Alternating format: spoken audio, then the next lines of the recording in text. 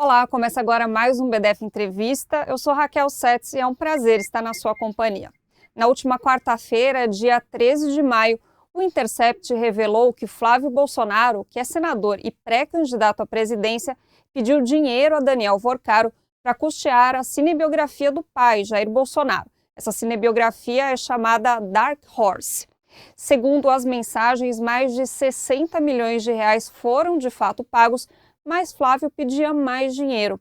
Agora a Polícia Federal investiga se esses valores eram realmente para o filme ou se eles estavam custeando a vida de Eduardo Bolsonaro nos Estados Unidos. Seja como for, tudo isso bagunçou o tabuleiro eleitoral e é esse o nosso assunto de hoje. Para isso eu recebo a cientista política Mara Teles. Mara, obrigada pela sua participação mais uma vez aqui no BDF Entrevista. Eu que agradeço, Raquel. Sempre um prazer falar com vocês. Mara, por enquanto, Flávio continua dizendo que ele é o pré-candidato, que o Jair Bolsonaro quer que ele concorra, mas essa candidatura vai conseguir se sustentar depois de todas essas revelações? Raquel, é interessante que há mais ou menos uns 2 meses atrás, vocês me entrevistaram.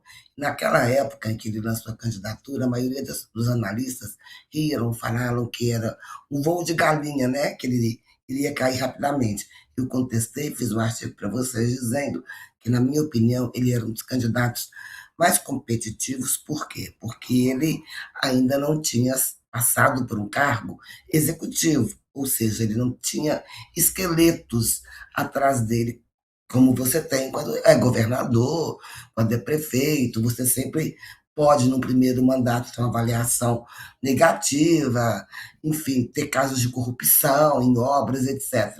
Então, eu achava que ele, entre os nomes apresentados, era o mais competitivo, mais ainda do que o Tarcísio, tendo em vista que o Tarcísio é governador de São Paulo, já houve algum tipo de problema com o Tarcísio. Então, eu acho que entre os candidatos, ele era o mais competitivo, levava o nome do Bolsonaro e era uma pessoa que, pelo menos, sabia conjugar os verbos, sabia falar e estava tentando se apresentar com verniz mais moderado. Então, eu acho que eu fiquei realmente surpresa, né? Todos nós ficamos surpresos ao saber que ele tinha envolvimento com a maior fraude bancária que aconteceu no Brasil. Nesse sentido, eu acho que trouxe não só um transtorno, trouxe problemas para uma viabilidade eleitoral dele, porque é o caso que está sendo coberto por toda a mídia, está na opinião pública, está nas redes sociais, e mesmo que saia uma pesquisa hoje, como parece que é prometido uma pesquisa pós-envolvimento dele na gravação com Vorcaro, a pesquisa ainda não vai sinalizar os efeitos que acredito sejam desastrosos para a campanha do Flávio Bolsonaro. E me pareceu que eu quero te fazer uma pergunta, né? Porque são muitos dados. Como é que esse áudio vazou? Como a Uhum. Intercept conseguiu esse áudio? Será que foi fogo amigo ou será que foi alguém da oposição que quis eliminar as chances eleitorais do Flávio Bolsonaro? E há uma série de coisas que a gente pode conversar hoje. Por exemplo, ele disse que fez um contrato, que é um contrato de confidencialidade, a imprensa inteira está cobrando esse suposto contrato que ele teria feito com o Vorcaro para pedir um empréstimo. Ele não consegue responder a uma série de perguntas. Ele não consegue responder nem mesmo para onde foi o dinheiro, uma vez que os promotores do filme, da produção do filme, negam que tenham recebido todo esse montante. Eu acho extremamente complicado o cenário para o Flávio Bolsonaro. Sim, inclusive a produtora do filme e o Mário Frias, que é roteirista e é um produtor executivo do filme também, eles disseram que não receberam um centavo do Daniel Vorcaro. E ficou bem feio para o Flávio Bolsonaro, porque alguns dias antes ele estava dizendo que não tinha, nem conhecia o Daniel Vorcaro. No próprio dia, né, antes da matéria ser publicada, Um jornalista do Intercept perguntou pessoalmente para ele, né, sobre essas remessas de dinheiro. Ele falou que o jornalista estava inventando, né, e agora ele já teve que, logo em seguida, ele já teve que assumir que realmente ele pediu esse dinheiro, mas que era uma transação ali com uma empresa privada, mas manchou, né? Tem uma sombra aí sobre a pré-candidatura do Flávio Bolsonaro. Ah, não acho que tem uma sombra, não, tem uma árvore inteira sobre a candidatura dele, porque, na verdade, é um dos maiores escândalos, com bastante cobertura midiática, não é uma coisa que os grandes canais de comunicação tenham escondido, pelo contrário. Inclusive, saiu aquele PowerPoint da Sadi, né, na Globo News, que tinha colocado o Lula no centro do escândalo do Master, foi aquela confusão toda, porque tentaram, inclusive, o grupo adversário ao governo, colocar o Lula no meio do escândalo, imaginando que poderia ter algo relacionado com o governo federal. Esse discurso por parte da oposição já vinha assim sendo articulado há um tempão, que era o maior escândalo bancário que havia ocorrido no Brasil. Então a própria oposição fez questão de disseminar, imaginando que pessoas do governo federal estivessem no centro do escândalo. Apesar do Flávio não estar no centro da fraude, ele tinha um envolvimento, inclusive ele chama o Vorcaro de meu irmão. Ontem, quando ele deu uma entrevista ao vivo na Globo News, ele negou, ele falou que irmão é uma forma carinhosa com que os cariocas se dirigem às pessoas em geral. Ora, você está fazendo um contrato de 134 bilhões e trata o seu interlocutor como se fosse um amigo de infância ou como se você estivesse numa praia. E ele havia negado um dia antes, inclusive ele chamou o jornalista ou a jornalista que tentou entrevistá-lo de militante de esquerda. Até aquele momento, nós já tínhamos os indícios, mas ele ainda negava, né? Ele tinha aquela posição negacionista. Eu acho que ele não acreditava que tinha sido pego com as calças na mão, com esse áudio. Então, ele se saiu muito mal na entrevista ontem, ele foi muito apertado por vários jornalistas e ele literalmente não conseguia responder as questões na entrevista ao vivo que ele deu ontem. Além disso, a coisa piora, porque 8 pessoas foram presas na Operação Borcaro, inclusive um agente da Polícia Federal, e eles estão buscando também uma delegada que estaria envolvida. É óbvio, um escândalo, uma fraude dessa monta, significa que toda a República, ou partes das instituições da República, têm que estar envolvidas, porque não se frauda tanto, não se desvia tanto se grandes nomes e instituições não estiverem envolvidas. Então, eu acredito que é muito complicado para o Fábio, não digo impossível, mas eu acho que as chances dele agora reduziram bastante. Sobretudo, Raquel, que se foi fogo amigo, tem outros candidatos que consideram que um quarto mandato, uma quarta eleição do Lula, seria muito difícil, por todos os fatores. O desgaste natural, o fato de que o Lula já passou por 3 mandatos, o fato de que tem uma parte do eleitorado que não quer Lula nem Bolsonaro. Então, eles viam esse momento como uma grande chance de retornar ao governo federal, especificamente Zema, governador de Minas Gerais, e Ronaldo Caiado, governador de Goiás. São políticos experientes e são políticos que têm muito desejo de, nesse momento, se colocar como anti-Lula, como anti-PT. Então, Flávio Bolsonaro não conseguiu, como o pai, fazer uma grande aliança em torno de si. Ele tem adversários dentro do próprio campo político dele, de direita. E esses próprios adversários vão fazer tudo para impedir que a sua candidatura seja lançada oficialmente, ou se lançada for, ela está bastante debilitada, o que aumenta as chances de um Zema ou de um Caiado de ocupar esse lugar junto ao eleitorado que pertencia ao Flávio Bolsonaro. Queria, inclusive, comentar um pouquinho a atitude do Zema e do Caiado após as revelações, né? O Zema, ele logo gravou um vídeo e postou nas redes sociais dizendo que o Flávio tinha feito era imperdoável.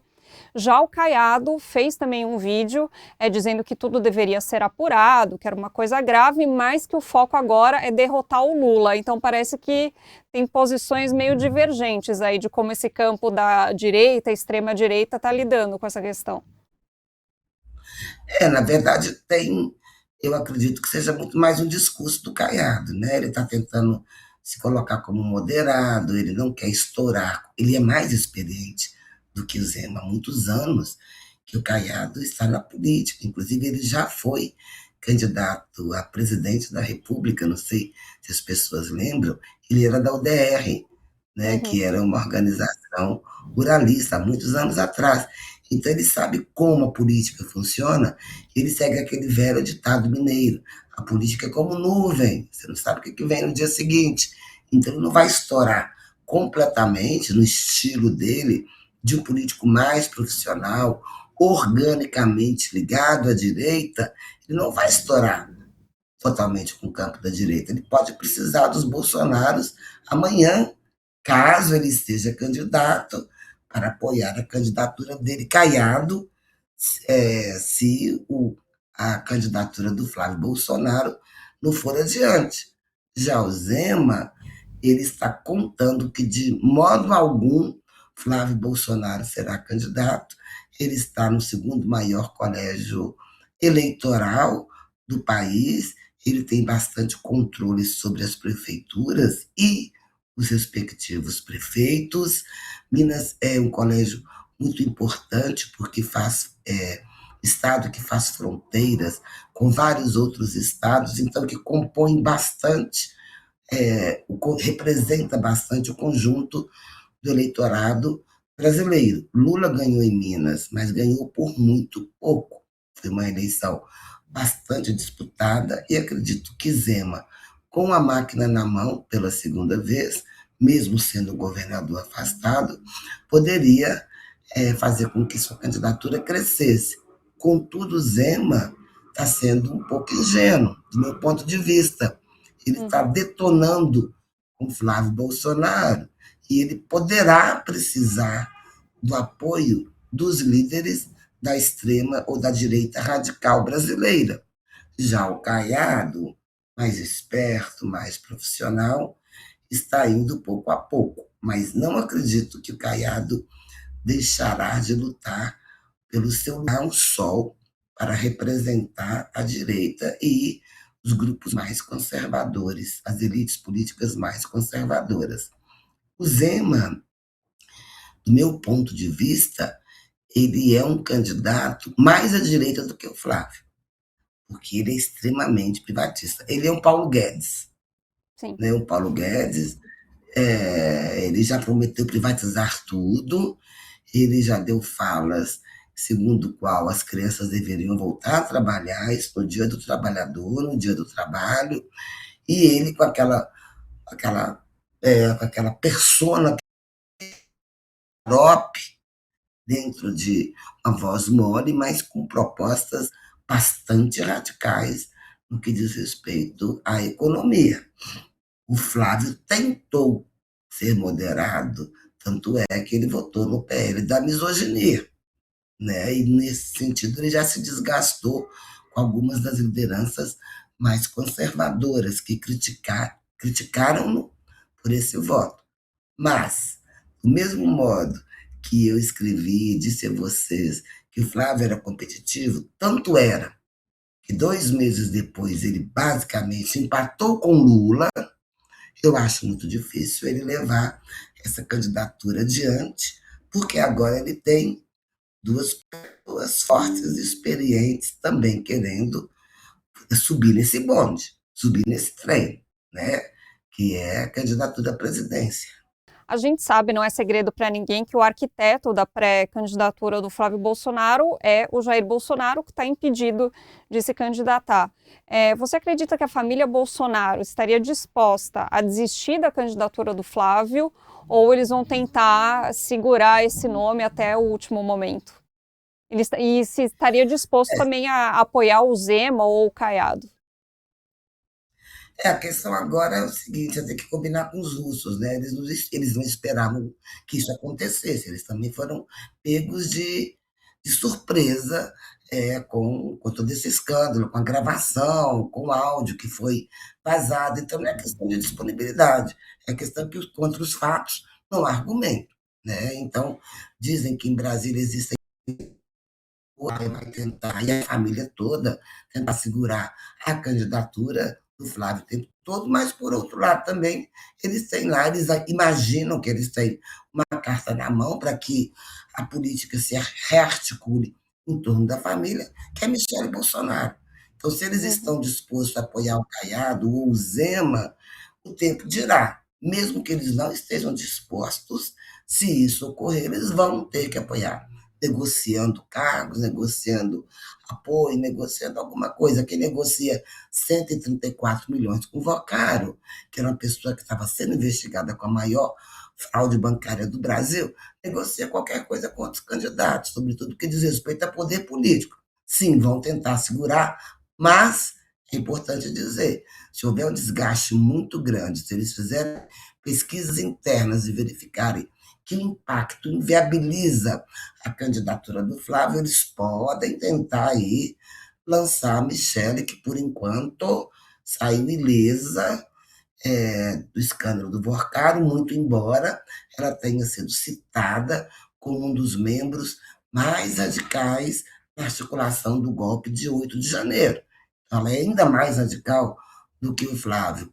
No entanto, será que o Bolsonaro passaria essa faixa para a Michele? Em último caso, né, se não houver alternativas, eles podem aí fazer um balão de ensaio com a Michele Bolsonaro, muito embora o tempo esteja correndo contra eles, que as convenções vão ocorrer a partir já do mês que vem. Ele teria que desistir rapidamente da candidatura por começar a criarem uma outra candidatura. Só que a Michelle também leva o nome Bolsonaro. E o Flávio também. E esse escândalo, para mim, contamina os nomes Bolsonaro. Mas olha, Raquel, outra coisa. O pessoal, a semana que vem, estava tomando IP, bactéria. Pois é. Parte desses apoiadores dele deixaram de comprar Havaiana para comprar Ipanema, deixaram de comprar Limpol, que é um detergente, para fazer propaganda a favor do detergente, que o Flávio não fez, mas a Michele, no domingo, postou bom dia com detergente enorme. Inclusive, isso é crime. Você está estimulando pessoas a não seguirem as recomendações da Anvisa, que, né? E a ingestão desse detergente pode levar à morte. Parece que há casos de pessoas que não morreram, mas que chegaram a passar mal. Então, Flávio é um Bolsonaro, Michele é um Bolsonaro. Nós temos, segundo pesquisas feitas pelo More Common, né, uma segmentação que eu considero uma das mais interessantes feitas no Brasil. Eles fizeram uma série de questões e eles dividiram o eleitorado em 6 segmentos. Uma parte à esquerda, uma parte à direita e aquilo que eles chamam dos invisíveis. Na parte da direita, nós teríamos 6% de progressistas, mais ou menos, um percentual mais alto daquilo que é chamado de esquerda tradicional. Do outro lado, na outra ponta, nós teríamos um grupo conservador. Um grupo conservador que talvez correspondesse à direita tradicional, né, daqueles que antes votavam no PFL, no DEM, mas que não são anti-instituições, e na ponta ali, 6% dos chamados patriotas. No meio, nós temos os 52% dos invisíveis, que não têm preferência por partido, que são mais despolarizados, que podem ser religiosos, mas a identidade religiosa não é tão intensa a ponto de fazer com que eles só votem com a religião. Então, o que, que acontece? Esses 6% são ativistas, militantes, militam com muita intensidade, vão aceitar qualquer candidato que venha do campo da direita radical, né? São os patriotas. Eles irão votar no candidato que mais se aproxima da maneira deles de pensar. Pode ser o Bolsonaro, pode ser o Zema, pode ser o Caiado, pode ser um desconhecido. E na outra ponta dos 6% dos chamados progressistas, é a mesma coisa. Eles vão votar no governo Lula, independente se o governo está bom, se o governo está ruim, porque o Lula se aproxima mais da sua maneira de pensar. Então, esses grupos, eles não definem as eleições, porque eles são minoritários, mas são os que mais se envolvem intensamente na política para roubar esses 52% que estão ali olhando para a política, que estão esperando o tempo da política começar para tomar sua decisão. Então, eu não gosto de falar bolsonarismo. O bolsonarismo parece que é algo ligado apenas a um determinado campo de uma família. É muito mais do que isso. A gente vê que no Reino Unido a direita radical venceu as eleições semana passada. Na Alemanha, as pesquisas de intenção de voto da semana passada mostram a AfD em primeiro lugar as intenções de voto. Existem grupos neonazistas na Alemanha que apoiam a AfD. Nos Estados Unidos, apesar de todas as atrapalhadas Trump, não atrapalhada, tentativas de golpe, né, no Capitólio ali, Uhum. o Trump se reelegeu. Então é um fenômeno que não é um fenômeno específico do Brasil, porque uma família corrupta se reuniu.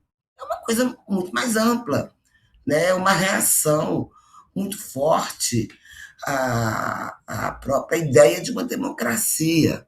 Né? A democracia está muito desgastada, a satisfação com a democracia está cada vez menor, e nesses momentos de crise de representação, medidas, discursos autoritários, eles atraem os eleitores por diversas razões, inclusive precarização do trabalho, inclusive pela polarização com as pautas, chamadas pautas morais, que não são aceitas, as pautas mais progressistas, elas não são aceitas pela população em geral, né? Os grupos de direita radical usam muito disso, e os chamados progressistas não percebem o uso que é feito. Então, eu acho que um candidato de direita radical, ele veio para ficar no Brasil, né? Ele sempre Uhum. terá um espólio, um capital, ele terá um capital muito grande. E, por falar em espólio, tanto Zema quanto Caiado, eles querem ser os herdeiros do espólio do Bolsonaro, Não à né? toa eles iam nas manifestações pedindo anistia, né? Não é porque eles são super amigos do Bolsonaro, era para cavar o seu espaço ali na extrema-direita. Não, claro, não é à toa, tanto o Tarcísio, por exemplo, deve ter se arrependido enormemente de não ter desincompatibilizado, que não Pois pode é. ser candidato mais, né? Porque ele não esperava, como eles não esperavam, que parece uma coisa pior ainda, Raquel. O grupo dele não sabia, parece que não sabia, podia desconfiar, né, que ele tinha recursos externos, mas não sabia, não tinha nenhuma prova de que ele que estava totalmente envolvido, que esse filme parece ser muito mais lavagem de dinheiro do que efetivamente recursos. E o mais interessante para completar o roteiro Brasil, o roteirista brasileiro, ele é sensacional, ele é muito, tem muita imaginação. O dinheiro foi parar nas mãos do advogado, que é um advogado especializado em imigração e que cuida do caso do Eduardo Bolsonaro nos Estados Unidos. Ninguém consegue imaginar por que um advogado, que é brasileiro, inclusive, né, envolvido com uma. Ai, como que chama, gente? A legalização do Eduardo Bolsonaro, o que ele tem a ver com o filme? Que são um cara de confiança. Mas, por coincidência, né, é um cara de confiança bastante próximo a Eduardo Bolsonaro. É E o não que a se sabe PF como ele está sendo sustentado. É o que a PF está né? investigando agora.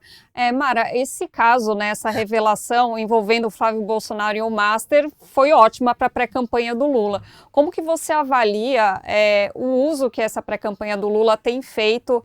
Aliás, né, o campo da esquerda, o campo progressista, como que tem lidado, né, com essa revelação e o que pode ser feito ainda para tentar alavancar mais a pré-candidatura do Lula? O campo das lideranças, dos líderes das campanhas do Lula, eu acho que eles estão muito.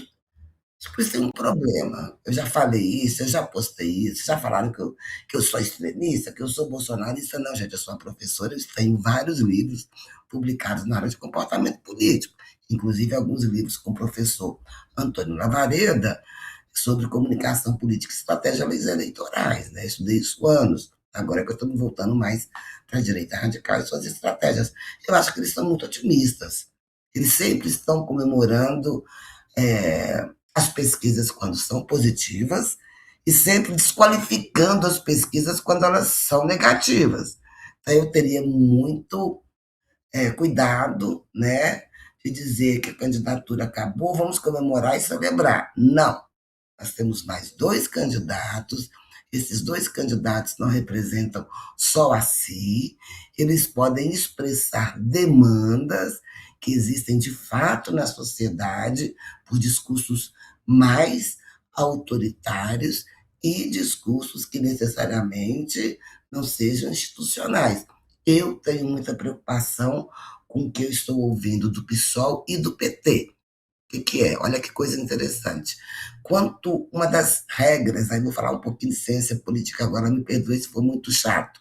Uma das regras da literatura é que quanto maior a desconfiança no parlamento, né, maior a insatisfação, menor o apoio efetivo, que é o apoio ao parlamento, ao Congresso, isso pode acabar atacando, reduzindo a confiança na democracia como um modelo abstrato, ou seja, se ataca os partidos, se ataca o Congresso, isso reduz a confiança do apoio difuso à democracia. Isso já aconteceu no lava-jatismo, quando o Moro e sua turma, o PSDB, que entrou nessa canoa furada, começaram a criminalizar a política. O que isso significou?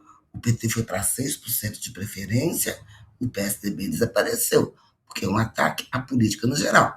Então, quando o PSOL, o PT começa a fazer esse discurso, assumir esse discurso de que o Congresso é inimigo do povo, eles esqueceram de ler a literatura dos últimos 30 anos. O Congresso é inimigo do povo, segundo milhões não, mas centenas de pesquisas, esse ataque às instituições representativas gera grau de insatisfação com a ideia de democracia. E eles estão fazendo esse discurso antissistema. Né? E um discurso antissistema não beneficia a esquerda. Nunca beneficiou a esquerda. Pode beneficiar porque as pessoas tendem a fazer o quê? Olhemos para o lava-jatismo 2016, absterem-se, a não comparecerem. Dória ganhou em São Paulo com esse discurso lavajatista, só que o número de pessoas que não compareceu para votar foi maior do que a votação do Dória. Olhemos para 2016, a quantidade de outsiders, Ratinho Júnior, Dória, Calil em Belo Horizonte, e outros mundo afora que se elegeram com esse discurso em 2018, que era o discurso antissistema. O PSL, à época, elegeu 52 deputados, se não me falha a memória, dos quais 48 eram neófitos, eram calouros. Então, eu acho que, sim, comemoremos, né, a possível derrota, possível complicação na campanha do Flávio Bolsonaro. Mas, por outro lado, tendo um cenário tão positivo, que é de desgaste do Bolsonaro, você fazer um discurso antissistema é um equívoco. E o PT parece que, e o PSOL também, resolveram dizer agora que o problema é que o Congresso é inimigo do povo. Ora, Se o Congresso é inimigo do povo, a política é inimigo do povo. Para que eu vou votar? Por que Uhum. política? Por que eu vou confiar nos partidos? Então, eu acho uma estratégia incorreta. Eu já falei sobre isso, eu já postei sobre isso, mas me parece que o Planalto, os partidos de esquerda, eles têm que sair do DCE, né? Tem um candidato que dizia isso, eu não me lembro quem era, gente, em 2014, sabe, mais Brasil e menos Brasília, conhecer um pouco o que está acontecendo no Brasil, porque você tem que falar que esse Congresso é inimigo do povo, aí você aponta para uma mudança. Vamos fazer um Congresso melhor. Mas se você fala que o Congresso é inimigo do povo, por que as pessoas vão sair para votar? Então, A assim, eu acho gente que tem que ter. pode, Diga. pode terminar, por favor. Eu acho que eles têm que rearticular a comunicação, rearticular o discurso. Ontem, anteontem, saiu uma pesquisa da Futura, um instituto que eu não conheço, vou passar os dados. Eles fizeram algumas perguntas sobre se tal política do governo aumentaria a vontade de votar no Lula. Quais eram as perguntas? A escala 6 por 1, o fim da escala 6 por 1, a redução, imposto, né? A Isenção do retirada de imposto de imposto, renda. isenção do imposto de renda 6 por 1, alguma coisa do FGTS que parece que saiu, enfim. Eram as quatro principais propostas, e propostas muito boas, que beneficiam, sobretudo, essa classe C, né, que são as pessoas que estão ali na faixa de até 5 salários mínimos e que foram um calo na vitória do Lula, porque eles não votaram no Lula. Você acredita que nenhuma dessas políticas, segundo a pesquisa da Futura, estou citando aqui a fonte, que as pessoas continuavam a não votar no Lula, mesmo que o pesquisador colocasse: aconteceu isso, você está sabendo, isso aumentaria ou não a sua vontade de votar no governo por causa dessa proposta? Não aumentaria. Eu fiquei chocada, porque são propostas interessantes, são propostas voltadas para esse público. E ainda assim, me parece que tem um público já cristalizado depois de 30 anos de antipetismo. O antipetismo não foi criado ontem, né? Ele é criado, ele é trabalhado desde o tempo do Onça, desde 1939. E a direita radical tem conseguido, né, associar a esquerda à corrupção, ao pânico moral, a uma série de pautas que nós já sabemos. Então, o Deixa eu te governo pensa. interromper só um segundo, que eu queria falar sobre essa questão da percepção ligada ao Banco Master. A gente fez um BDF entrevista há pouco tempo com a Débora Maganha, que ela é uma das autoras de um documentário que explica direitinho o escândalo do Banco Master. E ela falou uma coisa interessante: como esse escândalo foi descoberto agora no governo Lula, a tendência da população é ligar o escândalo ao governo Lula, por mais que ele tenha começado antes e que tenha sido abafado pelo governo anterior. A mesma coisa do escândalo do INSS, né, que já vinha acontecendo, mas como é descoberto agora, fica ligado ao governo atual. Com essas revelações sobre o Flávio Bolsonaro, você acha que seria possível mudar essa percepção? Olha, percepções não são naturais, né? Não é igual o feijãozinho que você planta lá e nasce. Percepções são criadas. E, obviamente, que como aconteceu sob o governo Lula, o campo adversário do presidente Lula vai fazer tudo para associar qualquer escândalo master, INSS, a esse governo. Assim como, se fosse o contrário também, né? Se o PT tivesse na posição, tentaria surfar nessa onda de escândalo. Eles tentaram o tempo todo associar ao caso do INSS. Eu sigo as redes sociais. A primeira pergunta é muito interessante. Quando você coloca o escândalo do Bolsomaster, né, eles perguntam lá os comentários, os robôs: e o INSS? E o INSS? Ninguém vai falar? Então, eles colocam o escândalo versus o outro escândalo. Então, sim, os opositores do governo vão tentar associar. E não é difícil associar. A população não tem muita informação sobre a política, né? Política é algo, esse é muito complexo. Para eu entender isso, Raquel, eu ainda não entendi toda a confusão no Banco Master. Eu sei dos resultados, né, da fraude, mas entender a fraude é muito PowerPoint para entender. Então não é difícil você associar isso ao governo atual. Agora, depois que o Flávio foi pego com as calças nas mãos, fica muito complicado, que agora você tem uma evidência factual. E essa evidência factual é forte o bastante para desapontar os eleitores que não eram os eleitores raiz, né, como a gente chama. Então, vai ser mais complicado. Uhum. Já tinha essa percepção, né, aliás, essa realidade dada que a eleição vai ser definida por esses eleitores que não são nem lulista raiz, nem bolsonarista raiz, né? São essas pessoas que estão em disputa. E aí, em relação a essas pessoas, você acredita que pode ter sim uma mudança de percepção e de opinião acerca do Banco Master, acerca do envolvimento da família Bolsonaro? Eu não sei, eu não afirmaria que havia essa percepção, porque eu trabalho com pesquisas, inclusive eu sou presidente da Associação Brasileira de Pesquisadores Eleitorais. É uma hipótese de que isso estava ocorrendo, que havia uma associação entre o governo federal e o escândalo. Só que eu não vi, não soube, não conheci e não li nenhuma pesquisa que pudesse testar essa hipótese e dizer sim, existe essa associação.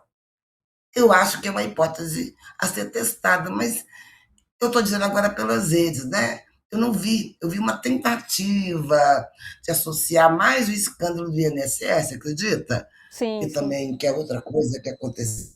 Master, porque o Master ainda estava muito confuso, eles ainda não conseguiam articular muito bem, e a população também não conseguia entender, porque se eu, É, né, que sou é muito cientista política, complicado.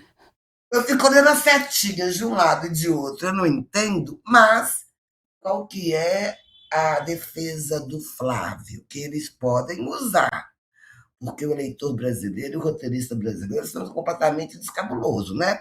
Ah, que o dinheiro é privado. Esse É o que ele dinheiro, está qual o dizendo, problema? né? O dinheiro não é dinheiro público. Eu não tenho culpa se ele era um bandido. Eu nem sabia que a técnica que o Lula usou no mensalão, lembra? Eu lembro até hoje da entrevista, Lula, quando ele falou que ele não sabia, ele levantou os olhinhos, eu trabalho com comunicação, eu falei, meu Deus, Lula, por que você levantou o olhinho? Levantar o olhinho, senão você está mentindo, você não quer olhar para o público, né? Então vai ter que ser um excelente ator para poder dizer eu não sabia de nada, meu Deus do céu, como eu fui enganado, né, por esse cara. Ele pode, inclusive, jogar isso nos ombros de outras pessoas, inclusive do círculo dele. Você não duvide que o advogado lá de Miami, da Texas, né, diga que ele é o responsável por tudo isso. Que o próprio coitado do Flávio Bolsonaro foi enganado por ele. Então, as narrativas, eu volto à questão do IP e da Havaiana. Depois que você vê gente tomando detergente P, sabe? Você pensa, meu Deus, onde que esse país está? Né? Como é que as pessoas querem, de novo, a teoria política? Elas querem informação que reforce as suas preferências. Elas não querem pensar, elas não querem debater, elas querem pegar uma melhor informação, mas a esquerda também faz isso, porque isso não é direita ou esquerda, isso é teoria de comportamento político. Você vai catar dados e informações que reforcem as suas preferências políticas anteriores, né? E como os grupos fazem, independente de ser de esquerda, de direita, que vão ativar sua preferência, reforçar, cristalizar. Então, uma historinha como essa pode não ser aceita por esse grupo de invisíveis, mas os militantes vão tentar convencer esses invisíveis, né, esses eleitores que estão ali olhando, de que tem nada, o advogado que tem culpa, que ninguém sabia de nada, e, etc. E vão tentar jogar o caso do INSS. Olha a confusão na cabeça do eleitor. Não, Todo é. mundo disputando esse eleitor. Pois é. Todo Para a mundo. gente, Mara, para a gente encerrar, a gente já está chegando no final, mas eu queria perguntar uma última coisinha. Agora, tanto a esquerda quanto a direita estão defendendo a criação de uma CPMI do Banco Master. Então, me parece que a grande briga vai ser por quem vai conseguir dominar essa narrativa. Como que a gente pode esperar dessa queda de braço se a CPI e CPMI realmente acontecer? Olha, eu vou te falar uma coisa, todas as eleições do Brasil, menos as de 89, até de 89, você não era nem nascida, né? O Collor ganhou a eleição porque ele conseguiu atribuir ao Lula a compra de um aparelho de som, de corrupção. Todas as eleições no Brasil, o centro é a corrupção. Quem é mais ou quem é menos corrupto. Isso, para a democracia, independente se a CPMI vai dar certo, não vai dar certo, quem perde é a democracia, porque não se discute proposta, não se discute projeto, não se discute coisas fundamentais, que é ter um projeto político para o país. E tudo roda em torno da corrupção. Raquel, corrupção é o mote de todas as campanhas eleitorais brasileiras. Isso é péssimo, porque isso criminaliza a política e não tem discurso mais. É disputar com o menos corrupto. Quem é o mais corrupto, né? Vamos ver quem sai como mais corrupto dessa CPMI que eles pretendem fazer. É sempre a mesma coisa, Raquel. Toda eleição é a questão da corrupção. Não sei se você já notou, passa por ela. E Sim. é só por ela. É só, isso é péssimo para a democracia, porque parece que. Por que, que os índices de satisfação com a democracia estão tão reduzidos? Por que, que o Congresso tem uma avaliação tão baixa, sempre teve? Porque tenta se atribuir à política, associá-la à corrupção, a coisas negativas. Aí vem a esquerda e faz o discurso antissistema, que o Congresso é ruim mesmo, a extrema-direita fala a mesma coisa. Então, entre mortos e feridos, né, essa CPMI vai apontar aí quem é o menos corrupto. E que a população percebe como menos corrupto na disputa. É triste, né? Mara, super obrigada por esse papo e até uma próxima. Até uma próxima, agradeço. Desculpa minha cara feia aí, tá? Imagina, tchau. Assim a gente encerra mais um BDF Entrevista. Obrigada pela sua companhia. A gente se encontra no próximo programa. Tchau.